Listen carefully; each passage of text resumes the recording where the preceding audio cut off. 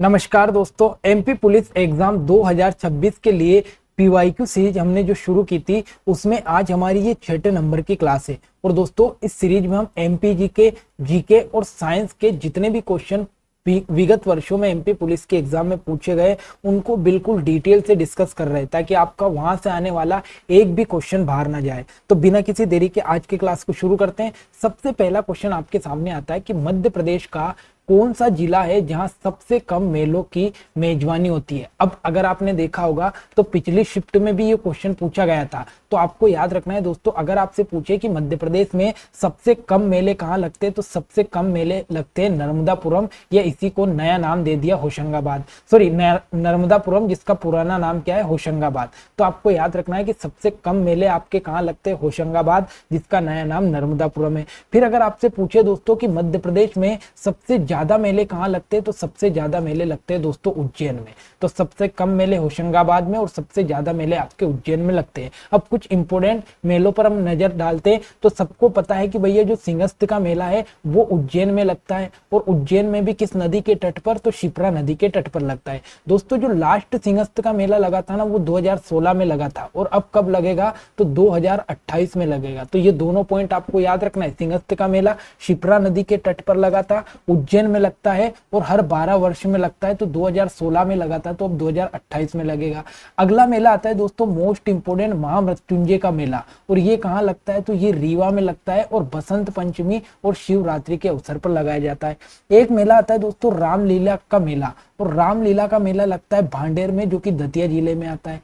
एक मेला आता है नागाजी का मेला, तो नागाजी का मेला मोस्ट इंपोर्टेंट है, आपको याद रखना है पोरसा गांव, जो कि मुरैना में आता है। तो पोरसा गांव मुरैना में आता है, और यहाँ पर क्या लगता है नागाजी का मेला।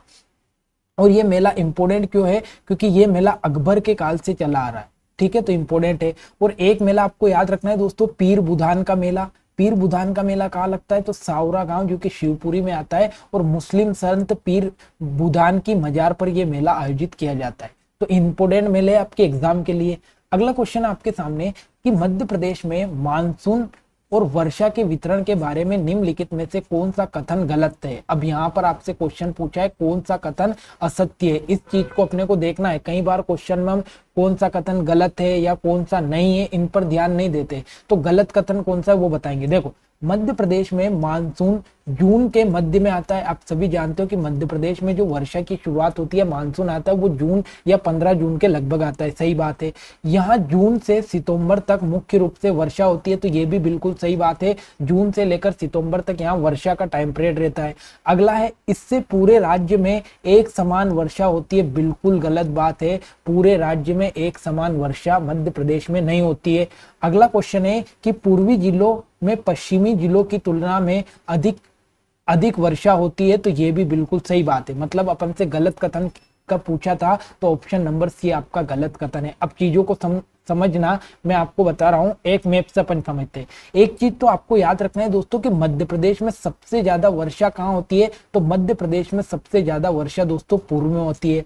और जैसे जैसे हम पश्चिम में चलते हैं दोस्तों वर्षा की मात्रा क्या होती है, तो पश्चिम में जाने का वर्षा की मात्रा में कमी आती है। ये चीज आपको याद रखना है, सबसे ज्यादा वर्षा पूर्व में होती है।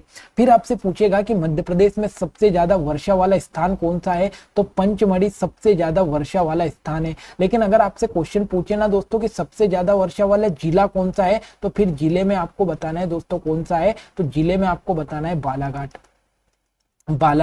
और अगर आपसे पूछे कि सबसे ज्यादा वर्षा वाला पठार कौन सा है, तो बघेलखंड का पठार है, बघेलखंड का। और इसी बघेलखंड के पठार को अपन ने पूर्वी पठार भी नाम दिया। तो पूर्वी पठार या बघेलखंड के पठार में सबसे ज्यादा वर्षा होती है। तो एक तो मध्य प्रदेश में पूर्वी क्षेत्र में ज्यादा वर्षा होती है, और एक आपका दक्षिणी क्षेत्र में वर्षा ज्यादा होती है। जैसे हम पश्चिम की ओर चलेंगे तो वर्षा की मात्रा में कमी आ जाएगी, और जैसे हम उत्तर की ओर चलेंगे तो भी वर्षा की मात्रा में कमी आ जाएगी। तो अगर आपसे पूछे कि सबसे ज्यादा वर्षा किस दिशा में होती है, तो पूर्वी में होती है, और उसके बाद में पश्चिमी दक्षिण आता है, और फिर सबसे कम पूछे तो उत्तर और पश्चिम में थोड़ी कम वर्षा होती है। ये चीज आपको याद रखना है, ठीक है।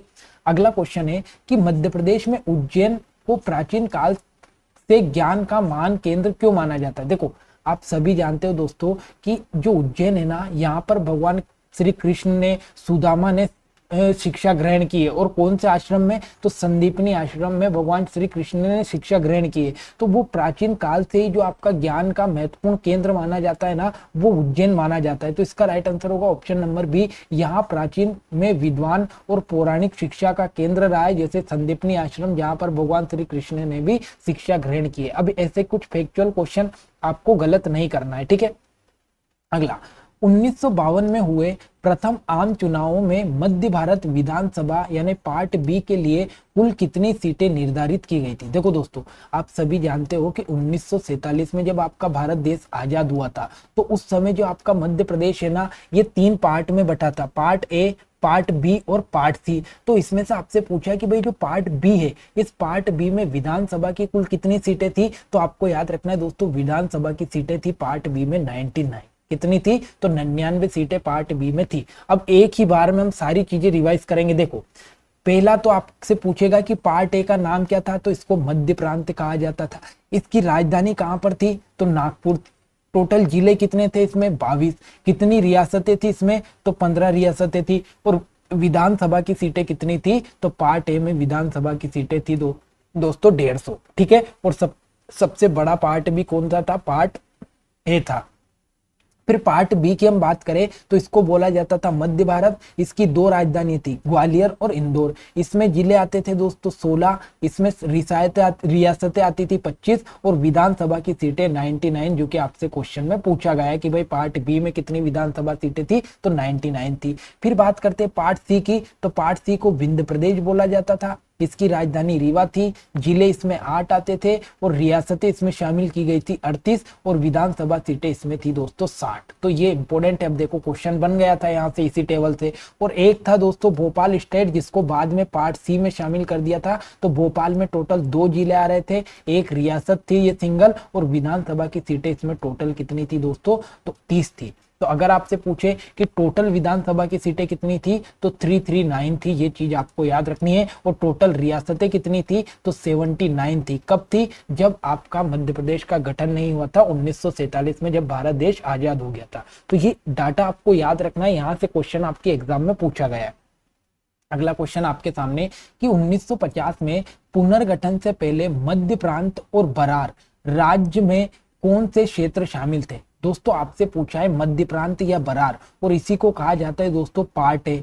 तो आपको 4 ऑप्शन दिए गए, और इन 4 ऑप्शन में से आपको बताना है कि कौन सा क्षेत्र है जो पार्ट ए में शामिल था। तो देखो, मालवा क्षेत्र और बुंदेलखंड क्षेत्र, तो ये भी आपका इसमें शामिल नहीं था पार्ट ए में। वर्तमान का महाकौशल, छत्तीसगढ़ और महाराष्ट्र का बरार क्षेत्र, बिल्कुल सही बात है दोस्तों। आप देखोगे तो महाकौशल का क्षेत्र, छत्तीसगढ़ और महाराष्ट्र का बरार क्षेत्र, ये सब के सब किस में शामिल थे, तो ये पार्ट ए में शामिल थे।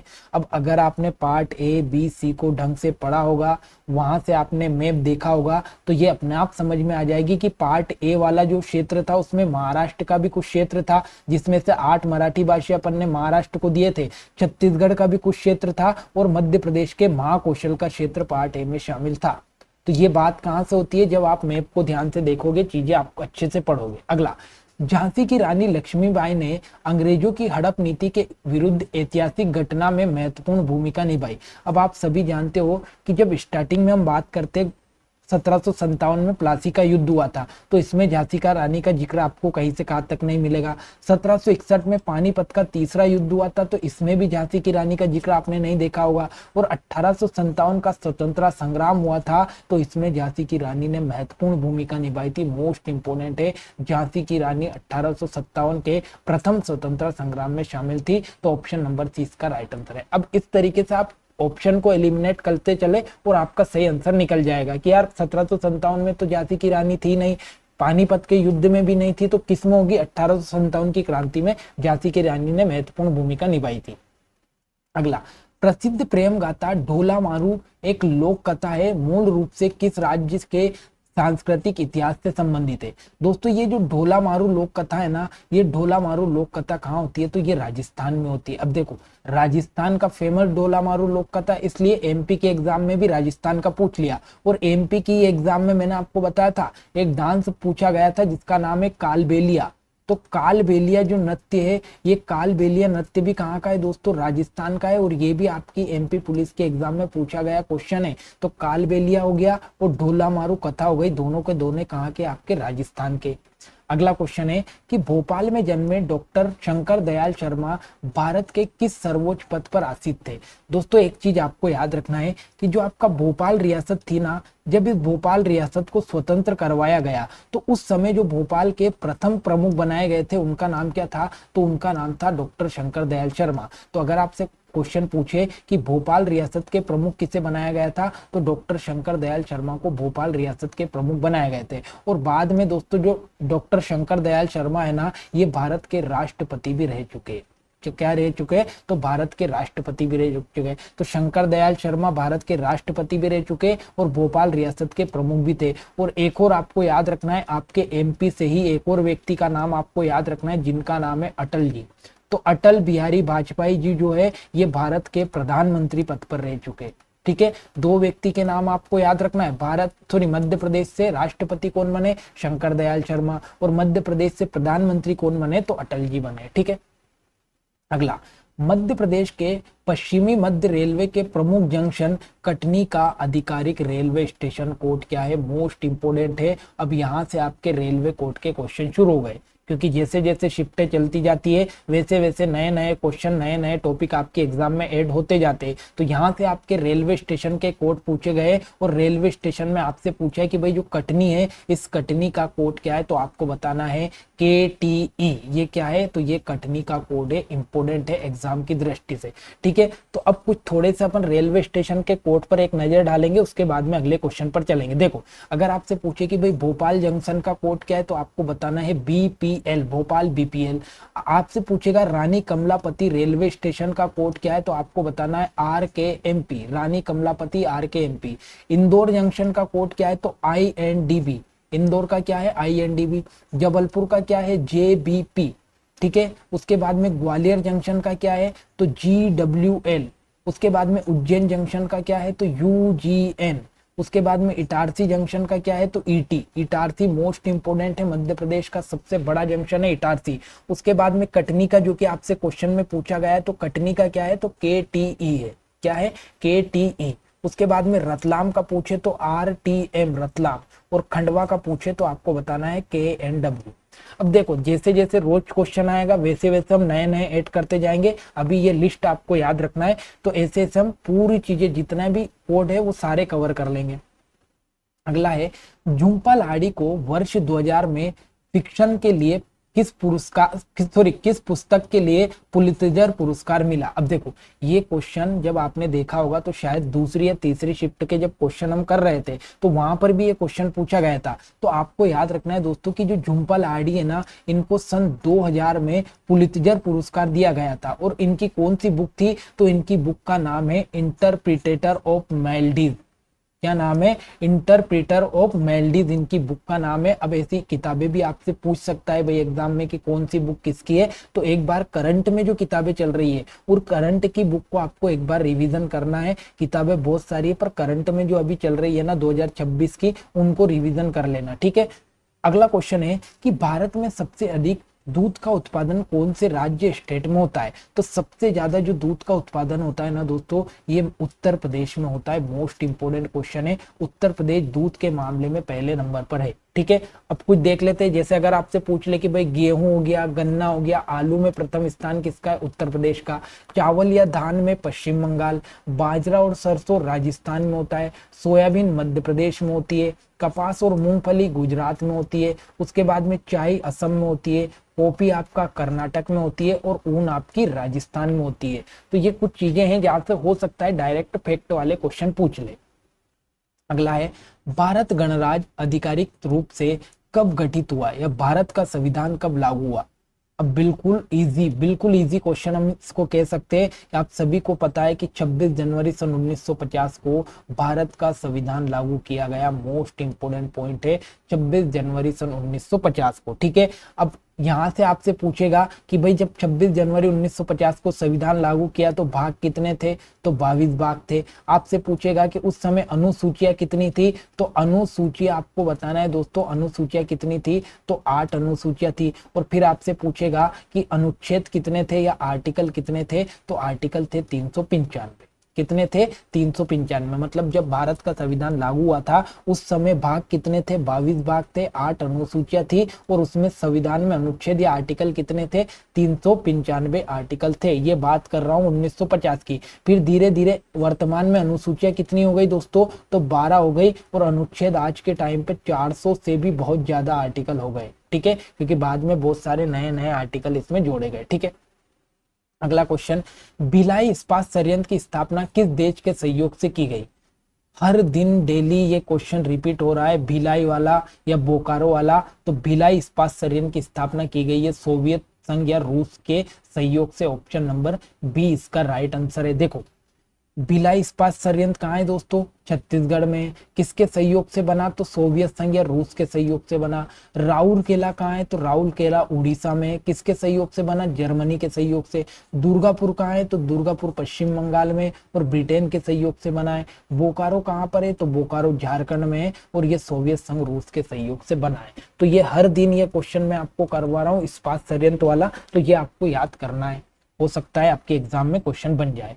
अगला क्वेश्चन है, 1896 में पहले आधुनिक ओलंपिक खेलों की मेजबानी कौन से शहर में की गई थी। मोस्ट इंपोर्टेंट, देखो एक चीज आपको याद रखना है दोस्तों, एक कमिटी है जिसका नाम है इंटरनेशनल ओलंपिक कमिटी, IOC, जिसका नाम क्या है, तो इंटरनेशनल ओलंपिक कमेटी। अगर आपसे पूछे दोस्तों इसकी स्थापना कब की गई, तो इसकी स्थापना की गई 23 जून सन 1894। कब स्थापना की गई, 23 जून सन 1894 को इसकी स्थापना की गई है। और अगर आपसे पूछे इसका मुख्यालय कहाँ पर है, तो इसका मुख्यालय दोस्तों लुसाने। और लुसाने किस देश में आता है, तो ये आता है आपका स्विट्जरलैंड।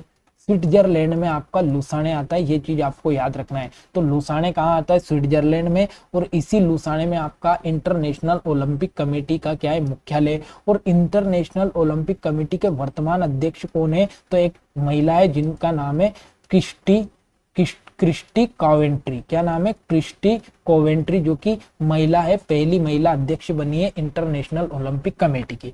अब दोस्तों इंटरनेशनल ओलंपिक कमेटी का गठन 1894 में होता है, और इसी 1894 के 2 साल बाद मतलब 1896 में, और 1896 में पहला ओलंपिक खेल आयोजित किया जाता है। और ये कहाँ किया जाता है, तो ये यूनान की राजधानी एथेंस में, यूनान या एथेंस में किया जाता है। तो ऑप्शन नंबर डी इसका राइट आंसर है। 1896 में पहला जो आधुनिक ओलंपिक खेल शुरू किया था वो कहाँ किया था, तो एथेंस में किया था।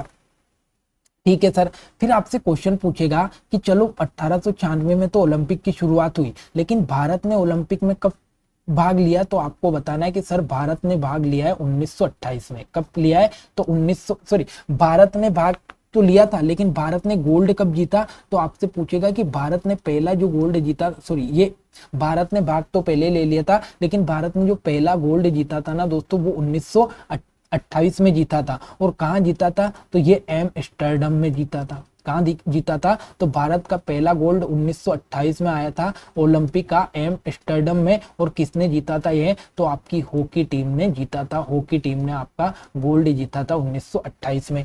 अब आपसे क्वेश्चन पूछेगा कि ठीक है सर हॉकी ने जीता है, तो हॉकी में भारत को अब तक कितने गोल्ड मिले हैं ये बताओ। तो आपको याद रखना है दोस्तों कि जो हॉकी टीम है ना, उसने भारत में अभी तक 8 गोल्ड जीते हैं। तो भारत की हॉकी टीम ने ओलंपिक में 8 गोल्ड जीते हैं। एक आपका सिल्वर जीता है, एक क्या जीता है, सिल्वर जीता है। और आपको याद रखना है दोस्तों 4 आपके ब्रोंज जीता है या कांस्य मेडल जीते हैं। तो ये इंपॉर्टेंट आता है आपके एग्जाम की दृष्टि से, ओलंपिक खेल से एग्जाम में क्वेश्चन पूछे जाते हैं। ठीक है, ये चीज आपको याद रखना है। ठीक है, ये तो याद हो गया। अब थोड़ा सा करंट की तरफ चलते दोस्तों। अगर आपसे पूछे ना कि पहली भारत की महिला किसने है जो ओलंपिक में पदक लाई थी, तो आपको याद रखना है दोस्तों पहली महिला थी जिसका नाम है कर्णम मल्लेश्वरी। कर्णम मल्लेश्वरी, और कर्णम मल्लेश्वरी जो है वो पहली महिला थी जो कि भारत के लिए पदक लाई थी। और कब लाई थी? तो सन 2000 में लाई थी। ये चीज आपको याद रखना है। और हाल ही में जो ओलंपिक हुआ है उनका नाम क्या है? तो वो आपके पेरिस ओलंपिक। कौन से है? तो पेरिस ओलंपिक आपके हाल ही में हुए हैं, क्योंकि ओलंपिक हर 4 साल में होते हैं। तो अभी पेरिस ओलंपिक हुआ है। और कब हुआ है ये? तो 2024 में होता है पेरिस ओलंपिक। ये 2024 में जो पेरिस ओलंपिक होता है इसमें भारत की रैंक कौन सी थी? तो 71वें नंबर की भारत की रैंक थी। भारत में इसने गोल्ड कितने जीते? तो भारत को 0 गोल्ड मिलता है दोस्तों। भारत ने एक भी गोल्ड नहीं जीता। सिल्वर कितना जीता? तो 1 सिल्वर भारत के द्वारा जीता गया। 1 सिल्वर भारत के द्वारा जीता गया। और ब्रोंज कितने जीते? तो 5 इसमें ब्रोंज जीते भारत ने। तो भारत की रैंक कौन सी थी? 71 रैंक थी पेरिस ओलंपिक 2024 में। तो इतने क्वेश्चन आपके एग्जाम में ओलंपिक से बन सकते हैं। सारे के सारे क्वेश्चन आपके एग्जाम के लिए इंपॉर्टेंट है। ठीक है, अगला क्वेश्चन है, भारत में पहला आम चुनाव किस वर्ष आयोजित किया गया? अब दोस्तों आपको याद रखना है कि जो चुनाव करवाया जाता है भारत में, वो चुनाव कौन करवाता है? तो आपको याद रखना है चुनाव आयोग के द्वारा क्या किया जाता है? तो भारतीय चुनाव आयोग के द्वारा चुनाव करवाया जाता है। अब ये जो भारत का चुनाव आयोग है, इस भारत के चुनाव आयोग से 2-3 चीजें आपके एग्जाम के लिए इंपॉर्टेंट है जो आपको याद रखना है। अगर आपसे पूछे कि भाई चुनाव आयोग का गठन कब किया गया, तो आपको बताना है 25 जनवरी सन 1950 को। मतलब जब संविधान लागू नहीं होता ना, उससे एक दिन पहले क्या चुनाव आयोग का गठन किया गया। फिर आपसे पूछेगा कि भाई जो चुनाव आयोग है वो कैसी संस्था है? तो वो संवैधानिक संस्था है। मतलब इसका वर्णन कहाँ है? संविधान में। और अगर संविधान में इसका वर्णन है तो कहाँ पर है? तो संविधान का जो भाग 15 है ना, इस भाग 15 के जो आर्टिकल है, आर्टिकल कौन सा है? तो 324 से लेकर 329। तो 324 से लेकर 329 तक भाग 15 में किसका वर्णन है? तो भारत के चुनाव आयोग का वर्णन है। ये चीज आपको याद रखना है। और जो भारत के चुनाव आयुक्त होते हैं ना दोस्तों, जो चुनाव आयुक्त होते हैं, मतलब इस चुनाव आयोग के मुख्य व्यक्ति जो होते हैं उनको आयुक्त बोला जाता है। तो इनका कार्यकाल कितने वर्ष का होता है? 6 वर्ष का। लेकिन 65 वर्ष की आयु में ये क्या हो जाते हैं? रिटायर होते जाते हैं। और इनकी नियुक्ति कौन करता है? तो इनकी नियुक्ति करता है राष्ट्रपति। कौन करता है दोस्तों? राष्ट्रपति करता है। और एक चीज आपको याद रखना है कि भारत में जो पहले आम चुनाव हुए थे वो कब हुए थे? तो 1951 और 52 के मध्य हुए थे। 1951-52 में भारत में पहले आम चुनाव करवाए गए थे। ठीक है, अगला क्वेश्चन आपके सामने कि प्रसिद्ध कर्नाटक संगीत रचना पंचरत्न निम्नलिखित में से किसकी कृति है? अब देखो ये क्वेश्चन किसका है? तो ये स्टैटिक जीके का क्वेश्चन है। और इसमें पूछा है पंचरत्न किसकी रचना है? तो आपको याद रखना है ये त्यागराज की रचना है। ठीक है, तो त्यागराज के द्वारा पंचरत्न लिखी गई है। अगला क्वेश्चन है कि एक जैविक अपघटक प्रक्रिया जो कि जैविक पदार्थों को स्थिर ह्यूमस जैसे उत्पाद में परिवर्तित कर देती है, उसे क्या कहा जाता है? देखो आपने देखा होगा कि कुछ जैविक पदार्थों का अपन अपघटन करवाते हैं और उसी अपघटन की क्रिया को क्या कहा जाता है दोस्तों? तो कंपोजिटिंग कहा जाता है। क्या कहा जाता है? तो कंपोजिटिंग कहा जाता है इसी अपघटन की क्रिया को। तो अगर आपसे पूछे कि अपघटन की क्रिया कैसी है, तो ये जैविक अपघटन की क्रिया है जिसमें ह्यूमस के उत्पाद के द्वारा अपन उसमें कंपोजिट करते हैं। ठीक है, याद रखना है। अगला क्वेश्चन है भारत में हरित क्रांति की शुरुआत किस दशक में हुई थी? अब जो हरित क्रांति की शुरुआत होती है ना दोस्तों, ये होती है सन 1960 के दशक में। और 1960 के दशक में जो हरित क्रांति की शुरुआत की है, या हरित क्रांति के जो जनक है उनका नाम इंपॉर्टेंट आपको याद रखना है। इनका नाम है M S Swaminathan. M S Swaminathan. तो एम एस स्वामीनाथन इनका नाम है, जो कि हरित क्रांति के जनक है भारत में। और अगर आपसे पूछे दोस्तों कि भारत में श्वेत क्रांति के जनक कौन है, तो श्वेत क्रांति के जनक आपको बताना है डॉक्टर वर्गीस कुरियन।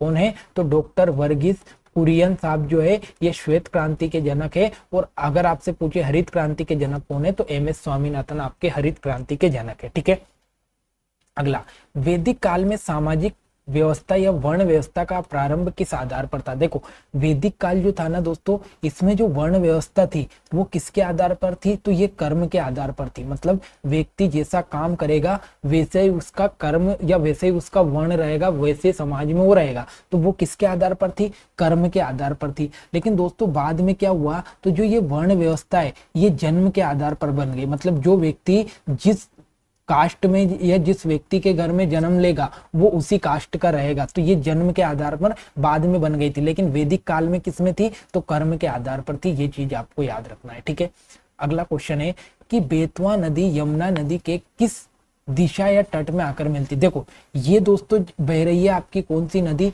तो ये बह रही है आपकी यमुना नदी। और यमुना नदी अगर बह रही है तो इधर वाला क्षेत्र यमुना का कौन सा होगा, बायां, और इधर वाला नीचे वाला क्षेत्र कौन सा होगा, दायां। और इसी दाएं भाग में आपकी कौन सी नदी आकर मिलती है इसमें, तो बेतवा नदी आकर मिलती है। कौन सी नदी मिलती है, तो बेतवा नदी मिलती है। कौन से तट पर मिलती है, तो ये दाएं तट पर मिलती है। अगर आपसे पूछे चंबल नदी, तो चंबल भी आपका दाएं तट पर मिलती है। चंबल के बाद में आपको एक और नदी याद रखना है जिसका नाम है सिंध नदी, तो सिंध भी यमुना में मिल रही है। फिर आपको एक और नदी याद रखना है जिसका नाम है केन नदी। तो ये सारी की सारी नदियां किस में मिलती है, तो यमुना नदी में मिलती है दोस्तों। सबकी सब यमुना नदी की सहायक नदी है और सबकी सब दाएं तट पे आकर यमुना में मिलती है। अगला क्वेश्चन है कि संविधान की 7वीं अनुसूची किस सूची के ऐसे विषय शामिल है जिन पर संघ और राज्य दोनों सरकार बना सकती है।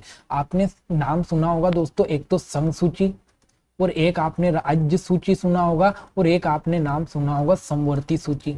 समवर्ती सूची, अब ये जो संघ सूची है ना, इस पर जो कानून बनाने का काम करती है वो सिर्फ और सिर्फ केंद्र सरकार करेगी। जो राज्य सूची पर कानून बनाएगी वो कौन बनाएगी, तो वो राज्य सरकार बनाएगी। और जो समवर्ती सूची है दोस्तों, इन पर जो कानून बनाएगी ना, वो संघ सूची भी बनाएगी और आपका राज्य सरकार भी बनाएगी और संघ सरकार भी बनाएगी, मतलब केंद्र सरकार भी बनाएगी। तो ऐसी सूची जिसमें आपका संघ और राज्य दोनों कानून बना सकते हैं, तो ऐसी सूची को कहा गया समवर्ती सूची। और समवर्ती सूची का जो उल्लेख है वो कहाँ देखने को मिलता है आपको, तो संविधान की 7वीं अनुसूची में देखने को मिलता है। मैंने आपको ये बताया कि स्टार्टिंग में अनुसूचियों की संख्या 8 थी, लेकिन वर्तमान में टोटल अनुसूचियां कितनी है, तो टोटल 12 अनुसूचियां। देखो एक एक करके याद करो।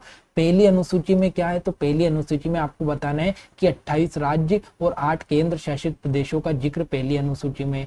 दूसरी अनुसूची में क्या है दोस्तों, तो दूसरी अनुसूची में वेतन भत्ते से संबंधित या पेंशन से संबंधित जानकारी मिलती है।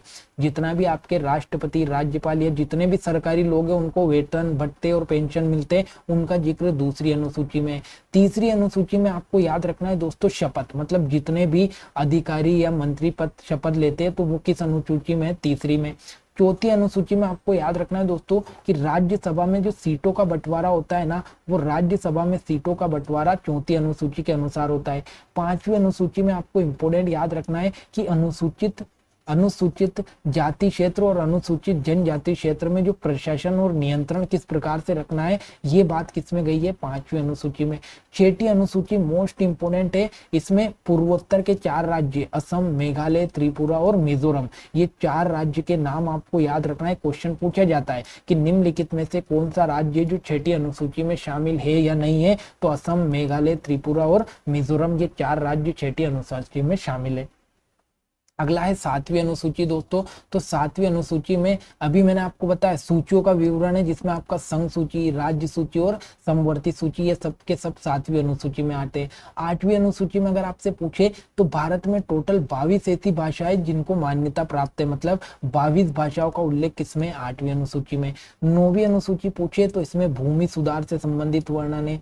10वीं अनुसूची पूछे तो इसमें दल बदल से संबंधित कानून बनाया गया। और 11वीं अनुसूची पूछे तो पंचायत से संबंधित है। और 12वीं अनुसूची अगर पूछे तो ये दोस्तों नगर पालिका से संबंधित है। तो ये भारत के संविधान की टोटल 12 अनुसूचियों का रिवीजन एक ही बार में अपन ने कर लिया है। अगला क्वेश्चन आपके सामने है कि ओडिशा के मंदिरों से निकटता से जुड़ा हुआ भगवान जगन्नाथ की कथाओं को दर्शाने वाला कौन सा शास्त्रीय नृत्य है। दोस्तों डेली हम क्वेश्चन डिस्कस कर रहे हैं और डेली आप एक चीज देख रहे होगे कि ये जो शास्त्रीय नृत्य से आपका हर शिफ्ट में क्वेश्चन पूछा जा रहा है। तो जैसे अपन ने परियोजना वाला चैप्टर खत्म किया ना, वैसे अपन शास्त्रीय नृत्य वाला चैप्टर भी एकदम पूरा खत्म कर लेंगे, ठीक है। तो भगवान जगन्नाथ की कथाओं का वर्णन अपने को मिलता है दोस्तों ओडिसी नामक शास्त्रीय नृत्य में, जो कि कहाँ पर होता है, तो ये आपका ओडिशा में होता है। तो भगवान जगन्नाथ की कथा का वर्णन ओडिसी शास्त्रीय नृत्य में मिलता है, ये चीज आपको याद रखना है दोस्तों। ये जो कथक है ना, ये होता है आपका उत्तर भारत में। कहाँ होता है, तो उत्तर भारत में आपका कथक होता है। और कथक के बारे में एक चीज आपको याद रखना है दोस्तों, इसमें मुगल कला से संबंधित जानकारी या मुगल कला का प्रभाव किसमें देखने को मिलता है, कथक में। भरतनाट्यम अगर आपसे पूछे दोस्तों, तो भरतनाट्यम कहाँ होता है आपका, तमिलनाडु में। कहाँ होता है, तमिलनाडु में होता है। और अगर आपसे पूछे कि सबसे ओल्डेस्ट या सबसे प्राचीन शास्त्रीय नृत्य कौन सा है, भरतनाट्यम। और कथकली कहाँ होता है आपका, केरल में होता है कथकली। तो ये इतने पॉइंट आपको याद रखने हैं जो कि आपके एग्जाम के लिए जरूरी है। और जगन्नाथ यात्रा या जगन्नाथ की कथाओं का वर्णन हमें ओडिसी शास्त्रीय नृत्य में मिलता है। अगला, मदुरै में मीनाक्षी मंदिर के निर्माण में कौन से राजवंश प्रमुख रूप से जुड़े। अब दोस्तों कौन सा मंदिर किस राजवंश ने बनाया है, यहाँ से इंपोर्टेंट क्वेश्चन एग्जाम में पूछे जाते हैं। तो अगर आपसे पूछे कि जो मदुरै है ना दोस्तों, यहाँ पर मीनाक्षी मंदिर है, ये मीनाक्षी मंदिर किस राजवंश ने बनवाया, तो ये पांड्य वंश के शासकों के द्वारा निर्माण करवाया गया। ऑप्शन नंबर सी इसका राइट आंसर है, पांड्य वंश मीनाक्षी मंदिर मदुरै। अब देखो सारे मंदिर देखो, अगर आपसे पूछे खजुराहो के मंदिर कहाँ पर है, तो ये छतरपुर में मध्य प्रदेश में और चंदेल वंश के शासकों ने बनाए, मोस्ट इम्पोर्टेंट है। उसके बाद में कंदरिया महादेव का मंदिर, ये भी खजुराहो के मंदिर के अंतर्गत ही आता है, खजुराहो छतरपुर में आता है और ये भी चंदेल वंश के शासकों ने बनाया। सांची स्तूप की पूछे दोस्तों, तो ये रायसेन में आता है और मध्य प्रदेश में आता है और मौर्य वंश के शासक सम्राट अशोक के द्वारा सांची वंश का निर्माण सांची स्तूप का निर्माण करवाया गया। कंदरिया या महाकालेश्वर मंदिर पूछे तो आपको बताना है उज्जैन में है और परमार वंश ने बनवाया। उसके बाद में मोस्ट इंपोर्टेंट है कोणार्क का सूर्य मंदिर, जिसे ब्लैक पेगोडा कहते हैं, तो ये पूरी उड़ीसा में है और ये गंग वंश के शासक नरसिंह देव प्रथम ने बनवाया, नरसिंह देव प्रथम ने कोणार्क का सूर्य मंदिर। जगन्नाथ मंदिर की पूछे दोस्तों तो कहाँ पर है, ये भी पूरी उड़ीसा में है और ये भी गंग वंश के शासकों ने बनाया। वृद्धेश्वर मंदिर पूछे तो ये तंजावुर में, तमिलनाडु में चोल वंश के शासकों ने बनवाया। और मीनाक्षी मंदिर जो कि क्वेश्चन पूछा था तो मदुरै तमिलनाडु में है और पांड्य वंश के शासकों ने बनवाया। तो इतने सारे मंदिर आपको याद करने हैं। अभी आज मैं पूरे मंदिर की लिस्ट नहीं लाया हूं क्योंकि एक ही दिन में ज्यादा चीजें अपने को नहीं पढ़नी है, पर जितनी चीजें हम पढ़ रहे हैं वो एक बार में याद हो जाए, ये अच्छी बात है। तो आप रिवीजन करते चले, चीजें जितना रिवीजन करोगे चीजें इतनी ज्यादा लंबे टाइम तक आपको याद रहेगी, ठीक है। अगला क्वेश्चन है कि 1773 में रेगुलेटिंग एक्ट के प्रावधान के तहत निम्नलिखित में से कौन सी महत्वपूर्ण न्यायपालिका संस्था स्थापित की गई है। दोस्तों आप सभी जानते हो कि ईस्ट इंडिया कंपनी जब भारत में राज कर रही थी तो उसने अपने हिसाब से शासन चलाने के लिए सन 1773 में एक एक्ट लाई जिसका नाम है क्या, तो इसका नाम है रेगुलेटिंग एक्ट। क्या नाम है, रेगुलेटिंग एक्ट। और ये जो रेगुलेटिंग एक्ट है ना दोस्तों, इसने बहुत सारे काम किए। रेगुलेटिंग एक्ट ने क्या किया कि पहले क्या था, तो पहले बंगाल का गवर्नर था, क्या था, तो बंगाल का गवर्नर था। और दोस्तों इस रेगुलेटिंग एक्ट ने ये कहा कि भाई तुम पहले बंगाल के गवर्नर थे, अब हम क्या कर रहे हैं, तुमको बंगाल का गवर्नर जनरल नाम दे रहे।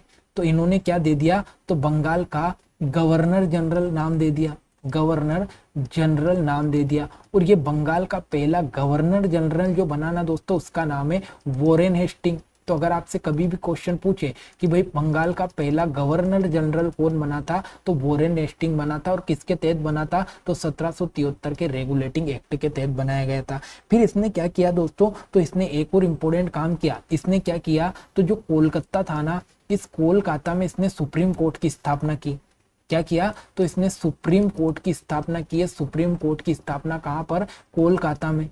तो कोलकाता में इसने जो सुप्रीम कोर्ट बनाया ना दोस्तों, उसमें क्या किया, तो सुप्रीम कोर्ट के जो पहले न्यायाधीश बने, वो न्यायाधीश का नाम आपको याद रखना है, एलिजा एम्पे। क्या नाम था, एलिजा एम्पे इनके न्यायाधीश का नाम था, जो कि पहले न्यायाधीश बने थे सुप्रीम कोर्ट के। और पहला सुप्रीम कोर्ट कहाँ बना था, कोलकाता में, जो कि 1773 के रेगुलेटिंग एक्ट के तहत बना था। तो इसका राइट आंसर भी ऑप्शन नंबर ए ही होगा। कोलकाता में सुप्रीम कोर्ट या सर्वोच्च न्यायालय की स्थापना रेगुलेटिंग एक्ट ने की थी। पहले न्यायाधीश लॉर्ड एलिजा एम्पे बने थे और इनके अलावा 3 और अन्य न्यायाधीश इसमें शामिल थे, ठीक है। तो ये रेगुलेटिंग एक्ट से 2 पॉइंट आपको याद रखना है, governor general lord Warren Hasting और सुप्रीम कोर्ट कोलकाता में लॉर्ड एलिजा एम्पे। अगला, निम्नलिखित में से कौन सी धातु सामान्य कमरे के ताप पर द्रव अवस्था में पाई जाती है। दोस्तों आपने एक धातु देखी होगी जिसका नाम है पारा। क्या नाम है, पारा। आपने देखा होगा कि जब भी बुखार आती है तो वो पारा जिसमें होता है, आपने देखा होगा थर्मामीटर से अपने बुखार को नापते हैं या बगल में साइड में रखकर देखते हैं कि यार इसमें कितना तापमान है। तो ये जो पारा होता है ना, उसी थर्मामीटर में भरा जाता है। और ये जो पारा है ना, ये एकमात्र ऐसी धातु है जो कमरे के ताप पर द्रव अवस्था में पाई जाती है। तो द्रव अवस्था में पाई जाने वाली धातु का नाम क्या है, पारा। इसी को मर्क्यूरी कहा जाता है। अगला, मनुष्य के शरीर में पाए जाने वाले ग्लाइकोजन और पौधों में संचित होने वाले स्टार्च के बीच में सामान्यता क्या है। देखो मैंने आपसे ये कहा था दोस्तों कि मनुष्य के शरीर में जो ग्लाइकोजन है, ये ग्लाइकोजन पाया जाता है, जो मतलब ग्लूकोज होता है ना आपका C6H12O6, तो ये ग्लूकोज किस में संचित रहता है, ग्लाइकोजन के रूप में संचित रहता है। और जो पौधे होते हैं ना दोस्तों, उनमें क्या होता है, तो जो स्टार्च है, ये स्टार्च आपका संचित रहता है। और जब मैंने आपको कार्बोहाइड्रेट पढ़ाया था तो मैंने आपको ये बताया था कि ग्लूकोज हो गया, स्टार्च हो गया, सेल्यूलोज हो गए, ये सब के सब क्या है दोस्तों, तो ये सब के सब आपके कार्बोहाइड्रेट है और इनमें ऊर्जा का भंडार होता है। और कार्बोहाइड्रेट का भी कौन सा प्रकार है, तो पॉलीसेकेराइड है दोस्तों। कौन से है, तो पॉलीसेकेराइड है। कार्बोहाइड्रेट में भी कौन से है, तो पॉलीसेकेराइड है। ये आपको इंपॉर्टेंट याद रखना है, ग्लाइकोजन, स्टार्च और सेल्यूलोज, तो ये दोनों के दोनों ही क्या है, कार्बोहाइड्रेट है और ऊर्जा के भंडारण के रूप में काम करते हैं ग्लाइकोजन और स्टार्च। ठीक है, तो ग्लाइकोजन और स्टार्च दोनों आपको इंपॉर्टेंट याद रखना है। ग्लाइकोजन आपका क्या है, तो जंतुओं में संचित भोजन, और स्टार्च क्या है, पौधों में संचित भोजन। अगला क्वेश्चन है, जब आंख की पुतली संकुचित होती है तो आंख के फोकस की गहराई पर क्या प्रभाव पड़ता है। देखो अगर हम किसी भी चीज को गहराई से देखते हैं तो गहराई से देखने के लिए हम क्या करते हैं, आंखें को बिल्कुल, पुतली को बिल्कुल संकुचित कर लेते हैं। तो जब हम संकुचित करते हैं ना, तो जो आपकी गहराई है ना, वो गहराई बढ़ जाती है, मतलब देखने की जो गहराई है वो गहराई बढ़ जाती है। और जब हम पुतली को फैला लेते हैं तो आपकी जो गहराई है ना वो कम हो जाती है। तो आपको याद रखना है कि जब भी हम किसी भी चीज को ध्यान से देखते हैं तो पुतली, आपकी आंखों की जो पुतली है वो बिल्कुल संकुचित हो जाती है, और संकुचित अगर हो जाएगी तो देखने की या फोकस की जो गहराई है वो बढ़ जाती है। ठीक है, अगला, इंद्रधनुष के निर्माण के दौरान कौन सा रंग सबसे अधिक विचलन प्रदर्शित करता है। मोस्ट इंपोर्टेंट है, मैंने आपसे ये कहा था दोस्तों कि जो आपका सूरज है ना, ये सूरज की रोशनी को अगर हम प्रिज्म के सामने रखेंगे तो ये सूरज की जो रोशनी है वो कितने भागों में बढ़ जाएगी, तो वो टोटल आपका 7 भागों में विभाजित हो जाएगी। और इसी 7 भाग में आपके जो इंद्रधनुष के 7 रंग है वो 7 रंग होते हैं। इसमें आपसे 2 तरीके से क्वेश्चन पूछेगा कि इंद्रधनुष के रंग में या सूर्य के प्रकाश में जो रंग होते हैं उनमें सबसे ज्यादा जो विचलन होता है वो विचलन कौन से रंग का होता है, तो वो विचलन होता है दोस्तों बैगनी रंग का। कौन से रंग का, बैगनी रंग का सबसे ज्यादा विचलन होता है। लेकिन अगर आपसे पूछे कि सबसे ज्यादा तरंगदैर्घ्य किस रंग का होता है, तो सबसे ज्यादा तरंगदैर्घ्य होता है आपका लाल रंग का। किसका, लाल रंग का। अब देखो दोनों का विपरीत पूछ सकता है, सबसे ज्यादा विचलन बैगनी रंग का हो रहा है, सबसे ज्यादा तरंगदैर्घ्य लाल रंग का हो रहा है। लेकिन अगर आपसे पूछे कि सबसे कम तरंगदैर्घ्य किसका होगा, तो सबसे कम तरंगदैर्घ्य आपका बैगनी रंग का होगा। और सबसे कम विचलन किसका होगा, तो सबसे कम विचलन आपका लाल रंग का होगा। अब ये दोनों के अपोजिट है, मतलब बैगनी रंग विचलन सबसे ज्यादा बैगनी का हो रहा है तो फिर बैगनी का तरंगदैर्घ्य कम होगा, और तरंगदैर्घ्य लाल रंग का ज्यादा है तो फिर लाल रंग का विचलन कम होगा। तो ये दोनों ही अपोजिट चल रहे हैं, तो इनको आपको याद रखना है। और विचलन का अगर आपसे पूछा तो सबसे ज्यादा विचलन होगा बैगनी रंग का। ऑप्शन नंबर डी इसका राइट आंसर है। अगला, चिकित्सा विज्ञान के आंतरिक अंगों की जांच के लिए प्रयुक्त होने वाली तकनीकी एमआरआई का पूर्ण रूप क्या है। तो आपसे पूछा है कि भाई आपके जो एमआरआई करवाते हो, इस एमआरआई का फुल फॉर्म क्या है, तो आपको याद रखना है दोस्तों मैग्नेटिक रिजोनेंस इमेजिंग। क्या नाम है, तो मैग्नेटिक रिजोनेंस इमेजिंग इसका फुल फॉर्म है। ऑप्शन नंबर ए इसका राइट आंसर है, मैग्नेटिक रिजोनेंस इमेजिंग एमआरआई का फुल फॉर्म है। ठीक है, अब ये फुल फॉर्म से भी कई क्वेश्चन पूछ लेता है। अगला, निम्नलिखित में से कौन से गुणसूत्री स्थिति स्त्रियों में वेब्ड नेक या वेब्ड नेक के लक्षण के लिए उत्तरदायी है। दोस्तों मैंने आपको ये बताया था कि जो गुणसूत्र होते हैं, तो गुणसूत्र जो होते हैं ना, उन गुणसूत्र में एक तो होता है दोस्तों आपका कायिक गुणसूत्र। क्या होते हैं, कायिक गुणसूत्र, जिनकी संख्या कितनी होती है, तो 44 होती है। और एक होते हैं दोस्तों आपके लिंग गुणसूत्र, और लिंग गुणसूत्र की संख्या कितनी होती है, तो 2 होती है। तो दोस्तों अगर कायिक गुणसूत्र में या कायिक गुणसूत्र की संख्या में परिवर्तन हो रहे तो आपको रोग होते हैं 3। एक तो मैंने आपको बताया था डाउन सिंड्रोम, एक मैंने आपको बताया था एडवर्ड सिंड्रोम, और एक आपको याद रखना था पटाउ सिंड्रोम। तो अगर कायिक गुणसूत्र की संख्या में, किसमें संख्या की हम बात कर रहे हैं, कायिक गुणसूत्र की संख्या में अगर परिवर्तन हो रहा था तो 3 रोग मैंने आपको बताए थे, डाउन, एडवर्ड और आपका पटाउ सिंड्रोम। लेकिन लिंग गुणसूत्र की संख्या में अगर परिवर्तन हो रहा है तो फिर आपको 4 रोग याद रखने थे। एक तो क्लाइनफेल्टर सिंड्रोम, क्लाइनफिल्टर सिंड्रोम, एक आपको टर्नर सिंड्रोम याद रखना था दोस्तों, टर्नर सिंड्रोम, एक आपको याद रखना था जेकब्स सिंड्रोम, और एक आपको याद रखना था super female syndrome, super female syndrome. तो लिंग गुणसूत्र की संख्या में जब परिवर्तन हो रहा था तो 4 रोग थे, क्लाइनफिल्टर, टर्नर, उसके बाद में जेकब्स और सुपर फीमेल। तो जब हम बात करते हैं ना दोस्तों वेब नेक की, तो जो वेब्ड नेक है ना, इसी को कहा जाता है टर्नर सिंड्रोम। और टर्नर सिंड्रोम जो है ना दोस्तों, ये किस में होता है, तो ये महिलाओं में होने वाला रोग है।